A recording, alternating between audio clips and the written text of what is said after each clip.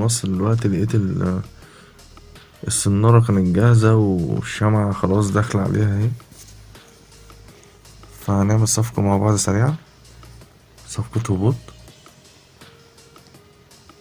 أول ما الشمعة تكسر الحاجز الأورنج اللي هو الاتنين اللي تحت دول، لما تكسر اللي فوقيه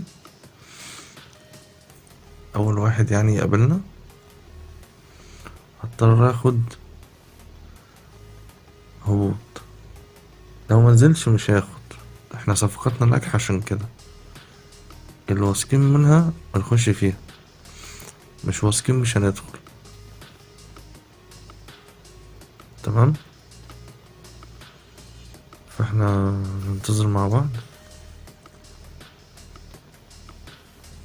السوق قلاب، الثانية بتفرق زي ما قلنا.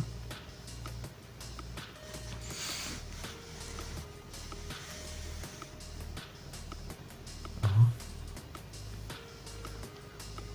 لا لو طلعتوا بقى الحساب فوق كده هتلاقوا حساب ديمو اهو، حساب مجاني تجريبي. المفروض ده بيديك 10,000 جنيه فري، يعني يعني بتتداول بيهم، تتعلم عليهم يعني، ما غير قابلين للسحب ولا اي حاجة.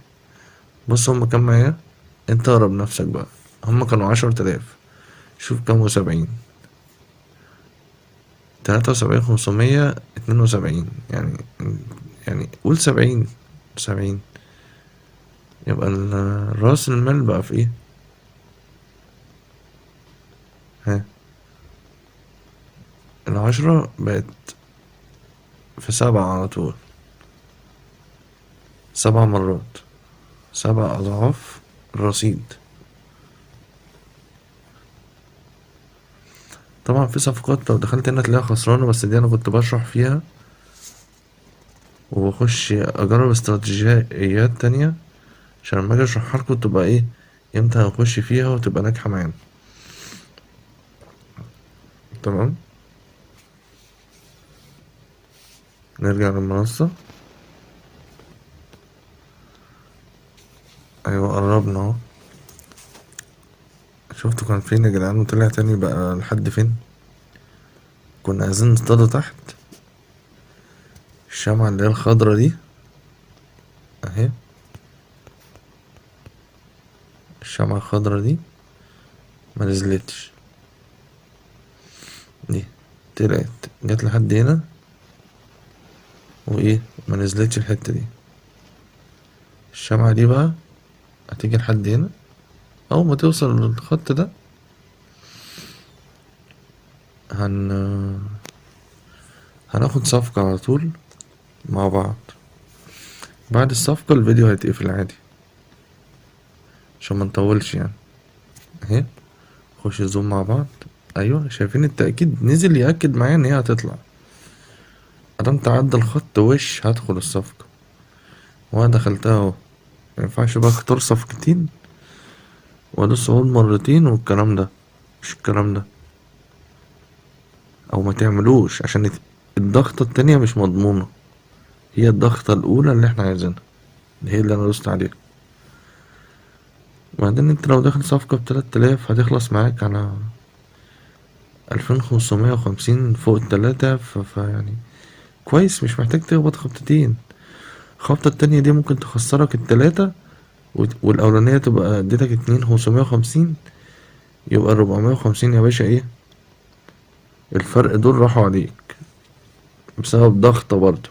يعني شوف ضغطة تكسبك وضغطة تبعتك، اه بالنص كده تبعتك. شايفين اهي، هتنزل وهتطلع، بس ايه، بس انا محلل صح فمش خايف. هتطلع، هتطلع، هتطلع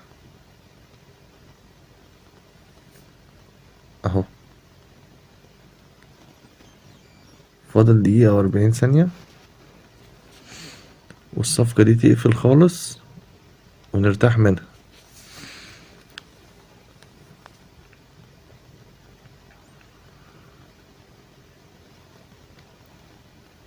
وبعدين هتطلعي برضه يعني، هتطلعي، انا مش قلقان والله يا جدعان. يعني بصوا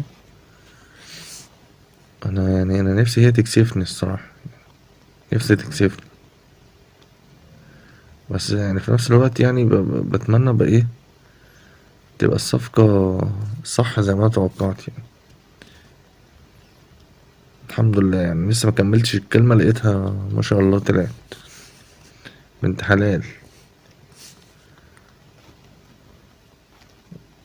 هانت اهي 50 ثانية.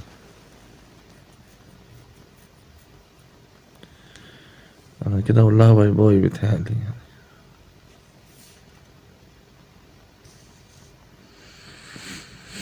مش هتنزلي، مش هتنزلي، تفضلي كده زي ما انتي في الشمعة دي اهو. 25 ثانية. احب اكرر تاني، لو عايز تطبق نفس الشرح بتاعي ده طبقه على حساب تجريبي مش حساب حقيقي.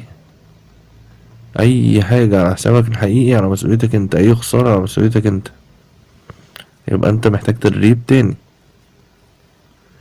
لما تبقى كفاءة على الحساب التجريبي اهي قفلت بربح اهي، شفت هو قفلت فين عندها بالظبط يعني.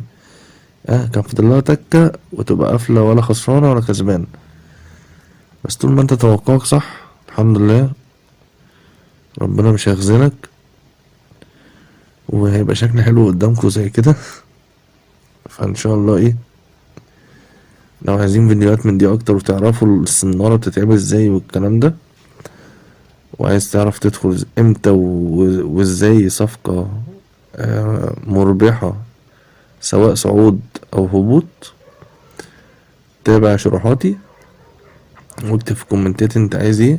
ولو حاسس ان كومنتك هو اللي هيفرق معايا مش هيفرق معايا وسط الناس، اكتبه وملكش دعوة، اكتبه وملكش دعوة، يمكن اعمل لك فيديو خاص ليك انت.